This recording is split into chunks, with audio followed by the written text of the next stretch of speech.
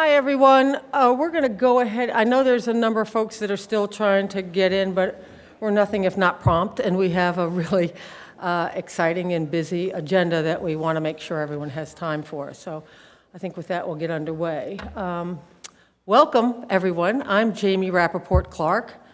I'm thanks. I'm a president and CEO of Defenders of Wildlife, and I'm so excited. It's my great pleasure to welcome you all to this historic symposium coinciding with, Janet Coit and I were just talking, the 50th anniversary of the Endangered Species Act. Along with our 13 co-sponsors of this event, we're here to highlight the incredible conservation achievements the ESA has helped deliver over the past 50 years, and also identify major legislative and administrative issues that must be addressed to ensure this landmark statute realizes its full potential.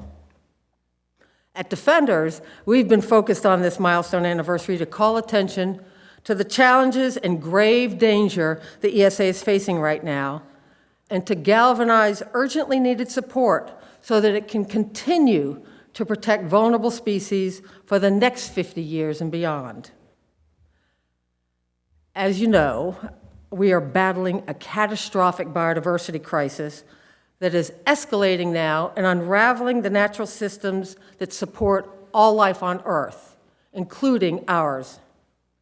Species are disappearing faster than ever before, and scientists warn that 1 million species are at risk of extinction. We have reached a pivotal moment, and we need to double down on our commitment to preserve nature. We have a moral and ethical imperative to be good stewards of the planet for future generations. Our own survival truly depends on it. The resilience and health of wildlife and ecosystems are directly related to our health and well-being. Each species lost to extinction brings us closer to the collapse of systems that affect the air we breathe, the water we drink, and the food we eat. It's without exaggeration that we declare saving wildlife is saving the planet. The sobering fact is, we are running out of time to turn the tide on biodiversity loss. Fortunately, we have the strongest and most effective tool to protect species from extinction, the Endangered Species Act. 50 years ago, I still can't believe that, 50 years ago, our nation made a profound commitment to preserving our natural heritage and created a conservation masterpiece. The Endangered Species Act was carefully crafted to provide both a safety net for species in danger of becoming extinct, as well as a science-based roadmap for their recovery. As the cornerstone for conservation in this country, the ESA has been instrumental in saving hundreds of species from the finality of extinction. After 5 decades of extraordinary conservation achievements, there is still so much more progress to be made, and we can't afford to lose ground. With the growing threat of climate change and other major drivers of biodiversity, of the biodiversity crisis, preventing extinction is more challenging than ever. The number of species whose very survival depends on the ESA is growing exponentially. The only way that we can stave off an ecological catastrophe is to strengthen the tool we all know will protect species from extinction. The endangered species effectiveness is unequivocal. More than 95% of listed species are still around today, and hundreds have either fully recovered or are on the pathway. When I began my career as a wildlife biologist, the peregrine falcon was in dire straits, in large part due to decades of pesticide poisoning. As with other species at risk of extinction, the listing of the peregrine falcon under the Endangered Species Act was, in essence, an acknowledgement of our failure. We had failed to protect this incredible bird and the ecosystem that it needed from the harmful effects of our activities, and urgent action was needed to fix our mistakes. Thanks to the Endangered Species Act, we were given the opportunity to repair the damage we caused, put this species on the road to recovery, and restore balance to its ecosystem. I had the amazing privilege, as director of the U.S. Fish and Wildlife Service, of announcing the full recovery of the peregrine falcon, as well as other species saved by the ESA. Those profound experiences were not only highlights for me as a career wildlife biologist, but also proud moments for our nation in underscoring our commitment to preserving our natural heritage, as well as to the transformative power of the Endangered Species Act in preventing extinction. As a wildlife biologist, a conservationist, and as a parent, this law means a lot to me. I believe we're all here today with a shared appreciation for nature and a deep sense of shared responsibility for its protection. If you've ever been fortunate enough to witness a peregrine falcon soaring in the sky above you, or see a manatee poke that big old honking head, its unassuming face out of the water for a breath of air, or catch a distant glimpse of a wolf or a grizzly bear between the trees, it was because of the Endangered Species Act. These critters would not exist today without it. We owe enormous gratitude to the Endangered Species Act, which is why we're gathered here today and why our work to defend this law is so critical.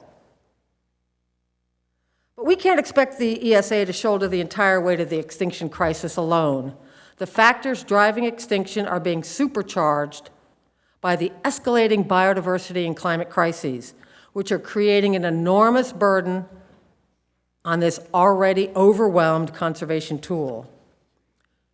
We need bold, courageous, decisive action to address all 5 main drivers of species extinction. Defenders and many of our partners are calling on the Biden administration to develop a national biodiversity strategy to, 1, acknowledge the biodiversity crisis as a national priority, and 2, to mobilize the entirety of the federal government. It'll also provide a blueprint of additional policy actions Congress, the states, tribal governments, and others can implement.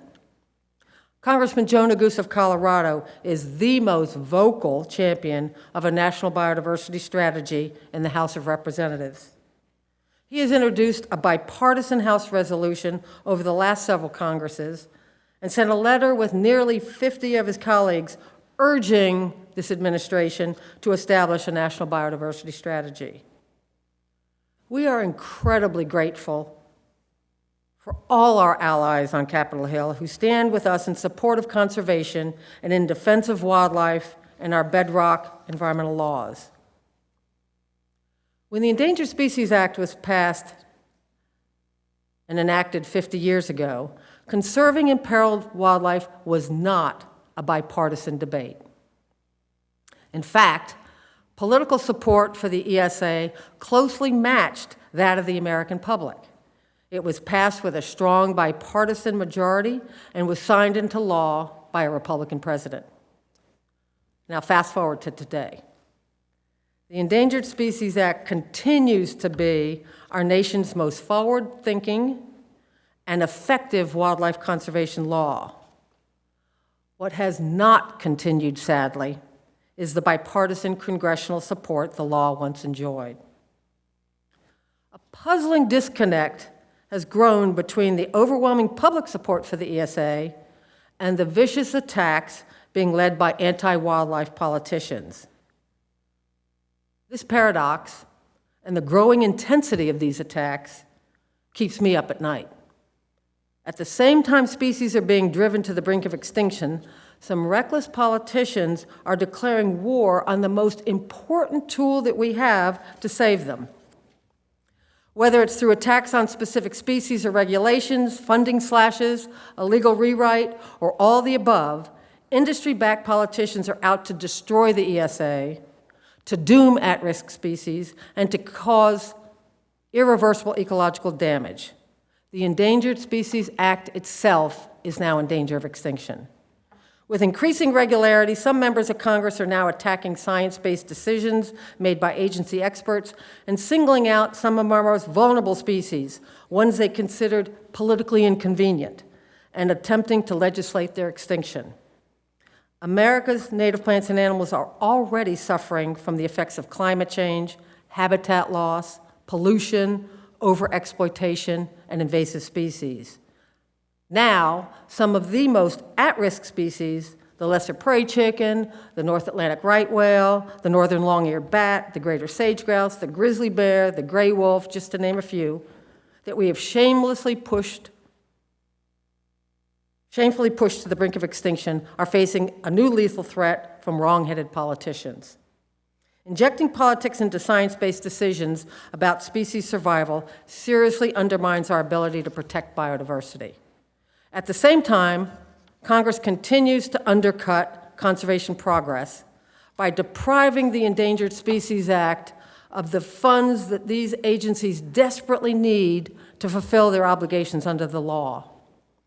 Appropriations for providing protections for species on the brink, for recovering imperiled species, and for consultation among stakeholders have simply not kept pace with the escalating numbers of species in need, or the complex challenges that ecosystems are facing under a changing climate. Despite all these threats, I remain hopeful. We have the most powerful tool to help curb the extinction crisis and preserve biodiversity. The Endangered Species Act is not broken, it is starved.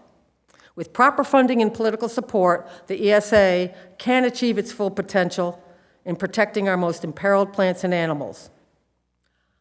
I'm also hopeful just being here today. Looking around this room, I'm reminded of how fortunate we are to have fiercely committed partners and allies with a shared passion for conservation. As we face the onslaught of threats, we must confront these challenges together. At today's symposium, we'll hear from administration officials, members of Congress, tribal leaders, and science and policy experts about the successes and failures facing the ESA. The challenges are real for the ESA, and we need to address them.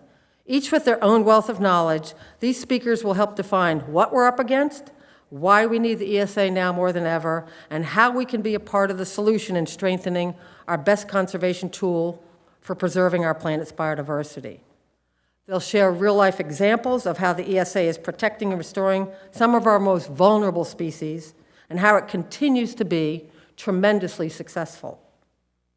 The Endangered Species Act is important, and it's necessary, and it's worth fighting for. Our collective energy truly makes a difference. No matter what inspired you to be here today, we hope you leave feeling more determined than ever, armed with information to create the change we all want to see. Defending the Endangered Species Act is defending wildlife. It's defending sage-grouse, pinyon jays, desert tortoises, manatees, black-footed ferrets, bull trout, red wolves, sea turtles, and the rest. It's defending us all. We truly appreciate you joining us to reflect on the conservation achievements the Endangered Species Act has delivered over the last 50 years, and more importantly, to ensure that it can keep protecting nature for the next 50 years and beyond. Thank you.